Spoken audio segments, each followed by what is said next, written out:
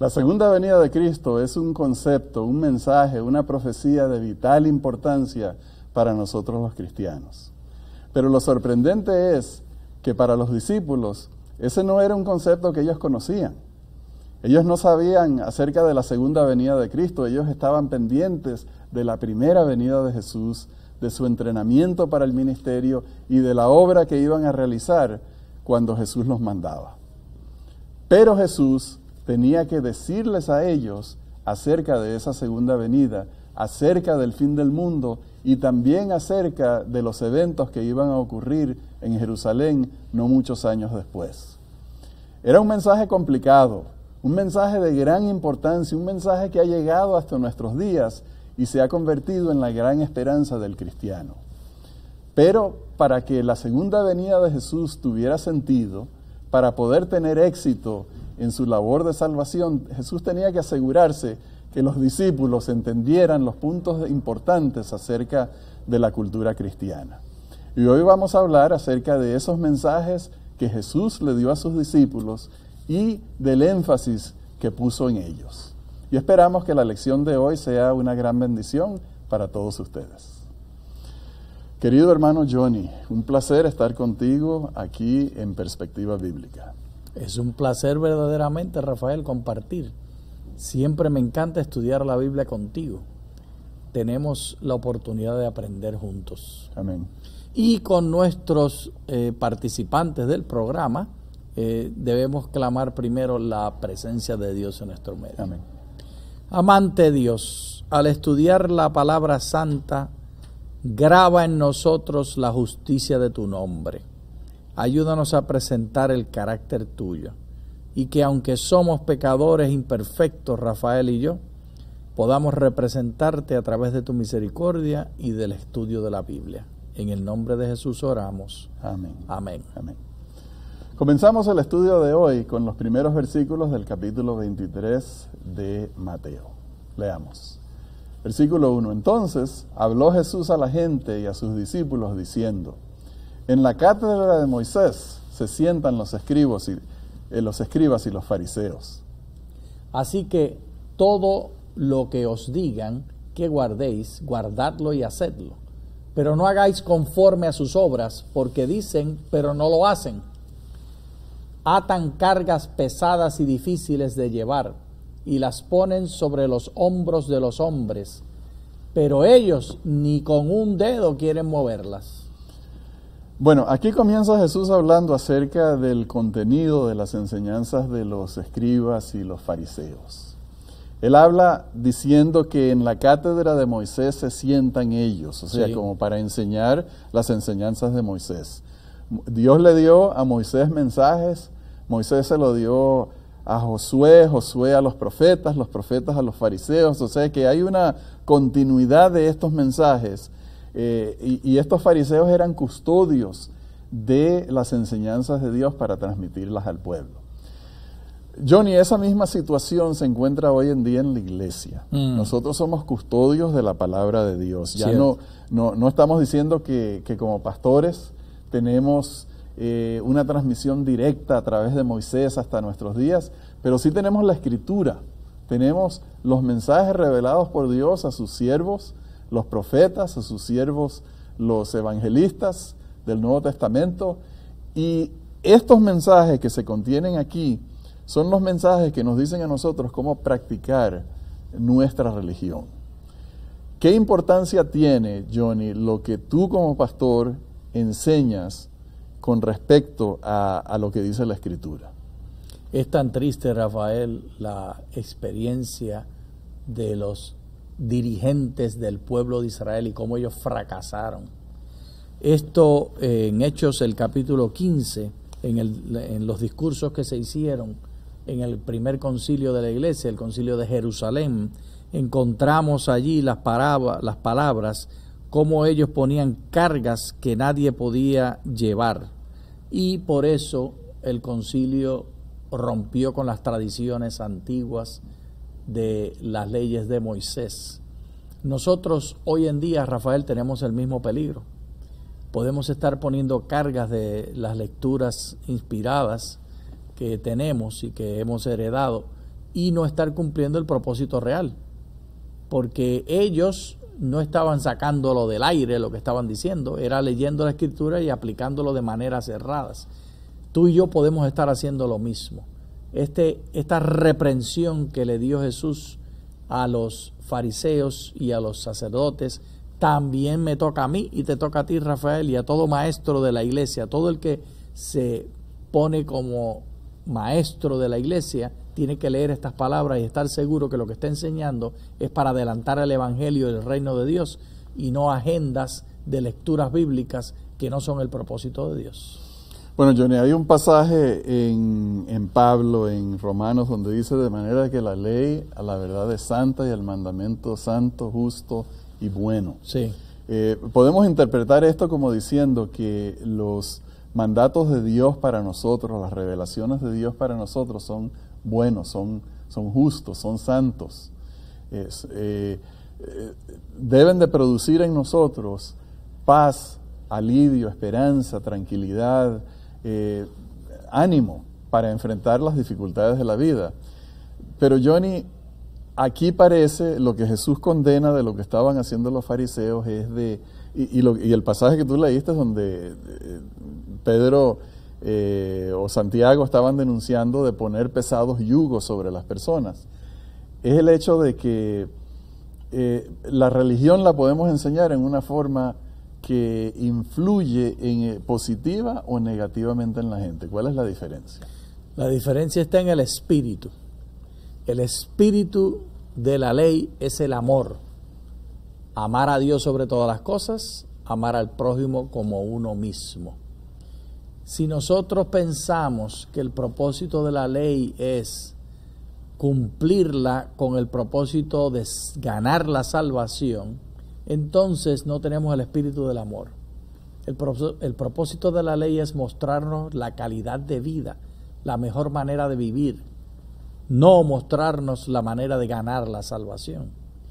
El ser humano de por sí es pecador y lo que podemos hacer es pecar erradamente, fallando al blanco, como la Escritura tiene en el Antiguo Testamento un verbo para esto, o pecar de manera adrede, poniendo carga sobre los demás.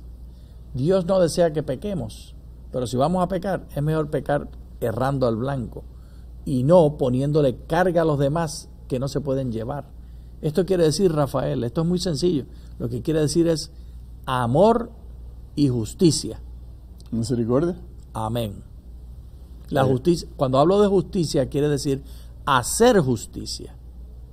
La iglesia debe estar fundada en hacer justicia. Cada vez que se hace un juicio en la iglesia de una persona, de un hermano, tiene que cumplirse el manual de iglesia, que requiere que haya 2 testigos y requiere que los testigos vengan a acusarlo en la cara y requiere que el acusado tenga la oportunidad de defenderse en la cara de ellos también.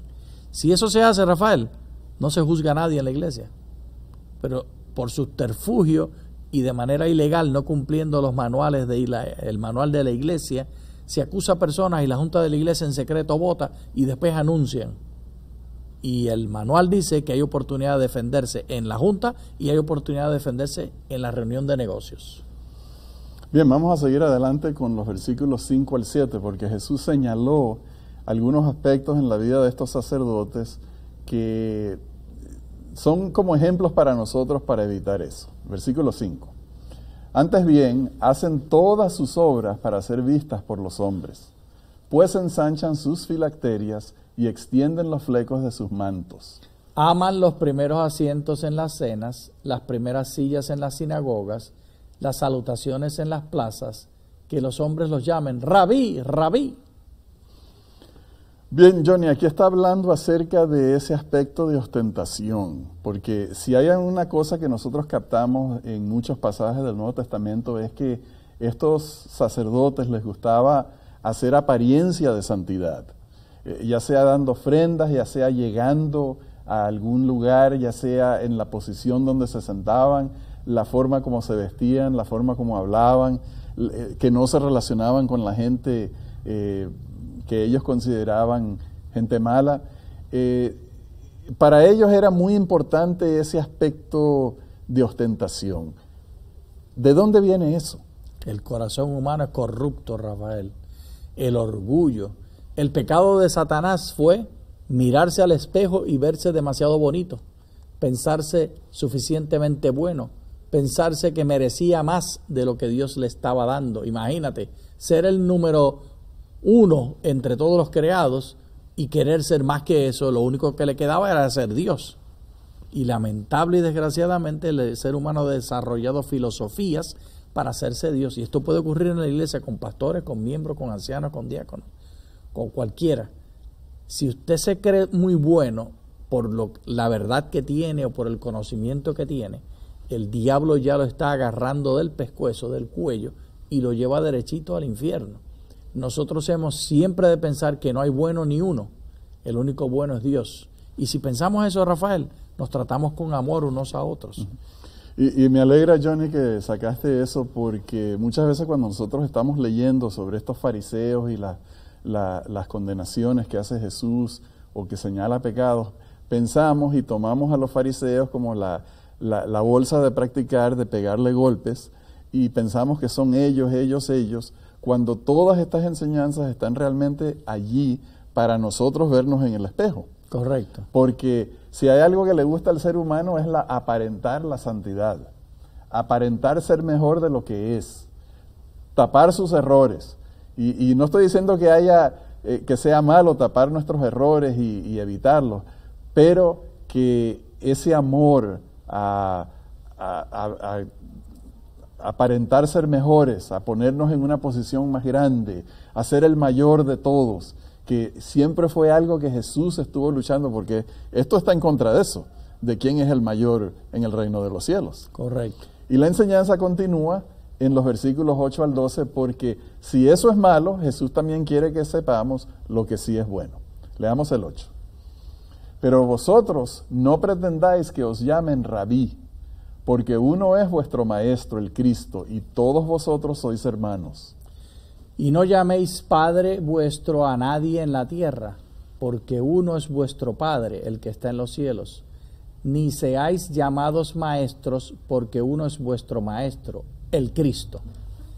El que es el mayor de vosotros sea vuestro siervo, porque el que se enaltece será humillado, y el que se humilla será enaltecido. Ahora, esto es maravilloso, Johnny, porque Jesús toma la tortilla y la voltea. Sí. O la moneda, para los que no comen tortillas. Jesús está diciendo que todo ese amor, a esa exaltación, no va a resultar porque las personas que les gusta la exaltación van a ser humillados. En la economía del cielo, los que se exaltan no son importantes, son echados afuera. Así le pasó a Lucifer. En la economía del cielo, los que sirven, los que se hacen siervos de otros, los que piensan en beneficiar a otros, esos son admirados, esos son queridos, porque ese fue el carácter que nos dio ejemplo Jesús. Amén. Entonces, cuando vemos a una persona que no conocemos y llegamos al círculo de influencia de esa persona, preguntémosle qué necesita, dónde lo podemos ayudar, a dónde le llevamos, qué podemos facilitar. Así, Rafael, sirviendo a los demás, adelantamos el reino de los cielos. Y Johnny, aquí hay un pasaje curioso donde Jesús dice, no llaméis a nadie a vuestro Padre, y esto hay que entenderlo en el contexto de esta exaltación. Esto no se aplica a que dejemos de llamar Padre a nuestros padres terrenales. Jesús no tiene nada en contra de eso, Jesús es por la unidad de la familia. Aquí lo que está hablando es de que no le demos atribuciones de padres sobre nosotros a estas figuras religiosas que quieren hacerse padres sobre nosotros. Nuestro Padre Celestial es nuestro Padre. Nuestro Padre terrenal es nuestro Padre terrenal. Pero aquella figura que tiene ascendencia moral sobre nosotros, que tiene autoridad en las cosas de religión, es nuestro Padre Celestial. No son figuras de este mundo que quieran hacerse pasar por padres nuestros.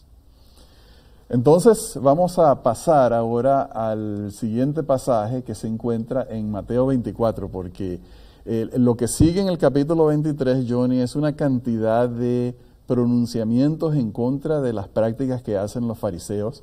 Y vamos a dejar que cada quien lo lea en su casa y tome de esos pasajes lo que puede aplicar a su propia vida. Ahí hay muchos ejemplos. ¿Cómo dijiste, Rafael? Que leamos lo que le dijeron a los fariseos para aplicárselo ¿a quién? A nuestras propias vidas. Aleluya y amén. Y es el tema, Johnny, de que Jesús muchas veces señaló a los fariseos y nosotros caemos en este deporte. Ay, sí, esos fariseos malos y malos y malos. Ellos son nuestros espejos. Exactamente. Ahí es donde nosotros nos vemos reflejados y ahí es donde podemos encontrar que Jesús nos está hablando directamente a nosotros y diciéndonos, ay, sobre ustedes los adventistas que hacen este tipo de cosas. Pero entonces, bueno, cuando llegamos al capítulo 24, estamos hablando ya de otro pasaje y la enseñanza de Jesús toma un giro que fue una gran sorpresa para sus discípulos. Leamos desde el versículo 1 en adelante. Jesús salió del templo y cuando ya se iba, se acercaron sus discípulos para mostrarle los edificios del templo. Respondiendo él les dijo, ¿veis todo esto? De cierto os digo que no quedará aquí piedra sobre piedra que no sea derribada. Estando él sentado en el monte de los olivos, los discípulos se le acercaron aparte diciendo, dinos, ¿cuándo serán estas cosas y qué señal habrá de tu venida y del fin del siglo? Perdóname, Johnny, pero yo pienso que estaban espantados. Imagínate. Porque pensamos, aquí hay que leer entre las líneas un poco. Recordemos que estos eran pescadores galileos, varios de ellos. Y posiblemente estos pescadores galileos que tenían que trabajar para comer, tenían que laborar continuamente, no estaban muy acostumbrados a ir a Jerusalén y se les notó aquí ese aspecto de campesino, de jibaritos del campo, cuando salen del templo y miran esa maravilla, esa magnificencia del templo, porque era un templo hermoso. Y le dicen a Jesús, mira, qué edificios tan hermosos, pero Jesús no estaba impresionado. No estaba impresionado porque Dios no habita en casas hechas por manos humanas, pero principalmente porque Jesús sabía el destino de esa ciudad. Y es entonces cuando les pronuncia esas palabras, no quedará piedra sobre piedra, que eso tiene que haber causado una gran impresión sobre los discípulos. Un dolor muy grande, un dolor muy grande. Rafael, y aquí tenemos que entender que la escritura que existía era el Antiguo Testamento. Y en el Antiguo Testamento tenemos escritos como el libro de Zacarías, que si no tenemos tiempo de leer los detalles, pero le voy a leer solo unos versos. Si leemos el libro de Zacarías, comenzando el capítulo 7, por ejemplo, en adelante, encontramos el desdoble de los eventos que se esperaban con la venida del Mesías. Iba a haber una restauración, habla el capítulo 8, iba a haber primero una desobediencia y esa desobediencia iba a ser seguida por un ataque de las naciones. Pero miren ustedes, por ejemplo, en el capítulo 9 de Zacarías y el verso 9, alégrate mucho, hija de Sión, da voces de júbilo, hija de Jerusalén. He aquí tu rey viene a ti, justo y victorioso, humilde y cabalgando sobre un asno, sobre un pollino, hijo de asna, que sabemos precisamente que se refiere a la venida de Jesús. Y Jesús mismo hizo el cumplimiento de esto, y lo hemos estudiado aquí nosotros en este programa. Pero si leemos el resto del capítulo, entendemos que los eventos que seguían eran la restauración de Jerusalén, la restauración del templo, la restauración de los judíos y el establecimiento de la nación. Es decir, que era natural para ellos esperar que Jesús se coronara y triunfara sobre sus enemigos. Pero entonces les da esa noticia. Y les dice que va a destruirse el templo. Y esto destruye su visión porque contradice las profecías del Antiguo Testamento. Sí. Hay una reinterpretación. Correcto. Y entonces la descripción que se hace en los versículos 15 al 22 es una descripción de destrucción. Habla acerca del sitio de Jerusalén. Pero Jesús mezcló las descripciones de lo que iba a pasar en Jerusalén con las descripciones del fin del mundo, de la época final. porque era demasiado fuerte lo que tenía que Jesús decir y era demasiado difícil para ellos aceptar. Y eran momentos difíciles para todos ellos porque Jesús estaba siendo atacado, ya pronto iba a ser apresado, y todas estas noticias y la desaparición de Jesús en la cruz y luego su ida al cielo, era una cantidad de cosas que tenían que asimilar estos hombres que Jesús misericordiosamente veló, pero sí reveló. De manera de que cuando se cumplieron estas cosas, la gente supo que eso era lo que a lo que se estaba refiriendo Jesús. Y Johnny, tenemos en los escritos de Flavio Josefo, un historiador judío de aquella época, descripciones horribles del sitio de Jerusalén, madres cocinando sus niños. Eso sucedió, de los soldados entrando y encontrando tanta mortandad, la destrucción del templo. Fue una cosa horrible. Pero su mensaje, vamos a cambiar de ahí para ir al mensaje acerca de la descripción de la segunda venida de Cristo. Y vamos a ir a los versículos 6 al 8. O vamos a ir al versículo 4. Respondiendo Jesús les dijo: mirad que nadie os engañe, porque vendrán muchos en mi nombre, diciendo yo soy el Cristo, y a muchos engañarán. Oiréis de guerras y rumores de guerras. Mirad que no os turbéis, porque es necesario que todo esto acontezca, pero aún no es el fin. Se levantará nación contra nación y reino contra reino, y habrá pestes, hambres y terremotos en diferentes lugares. Pero todo esto es solo principio de dolores. Johnny, aquí hay una frase, principio de dolores, que es preocupante, porque se esperaba que el Mesías iba a ser una persona que iba a traer solución, que iba a traer bienestar, iba a traer liberación, iba a traer exaltación y victoria. Pero Jesús más bien está hablando aquí de principios de dolores, de grandes tribulaciones, y no hemos tenido tiempo de leer cada una de las señales que dijo Jesús. Ciertamente nosotros estamos viviendo en una época del mundo en que alguien pudiera perder la fe, como en efecto dijo Jesús que iba a suceder, y pensar que Dios no tiene control de nada, que esto es un mundo que se está yendo todo al infierno. ¿Cómo interpretamos esto? Hemos de entender, Rafael, que la reinterpretación de la profecía está basado en las palabras de Pedro, no queriendo que ninguno perezca, sino que todos procedan al arrepentimiento. La misericordia de Dios cambió el enfoque de la primera venida de Jesús, de ser la única venida. No iba a haber segunda venida. En el Antiguo Testamento no hay segunda venida. Todo está basado en la primera venida del Mesías. Cuando viene el Mesías es perseguido y se unen las naciones a atacar. Muere el Mesías, pero resucita el Mesías y glorioso restaura todo y establece la paz, y todo en Jerusalén y todo allí en la tierra, y todo seguido una cosa de la otra. El Señor Jesús no cumplió esto porque el pueblo no estaba listo, y en su inmensa misericordia reinterpreta las profecías. Y esto, Rafael, nos tiene que hacer humildes a nosotros. Hay quienes se llenan la boca diciendo profecías y cumplimientos con cosas y con detalles, hasta con fechas, cuando la Biblia dice que nadie sabe el día y la hora. Tenemos que ser humildes, porque si se reinterpretó la primera venida, ¿cuál es la probabilidad entonces de que se reinterprete para la segunda venida? Si las profecías de la venida del Mesías se reinterpretó todo lo que iba a suceder y se habla ahora de una segunda venida, ¿no existe entonces la probabilidad de que todas las profecías de la segunda venida también puedan ser reinterpretadas? El punto mío es humildad. Todo lo que el ser humano se llena la boca diciendo yo conozco, yo soy y esto es lo que va a suceder, una y otra vez Dios nos ha mostrado que hay que ser humildes. El mensaje es: yo amo a los seres humanos y deseo su salvación.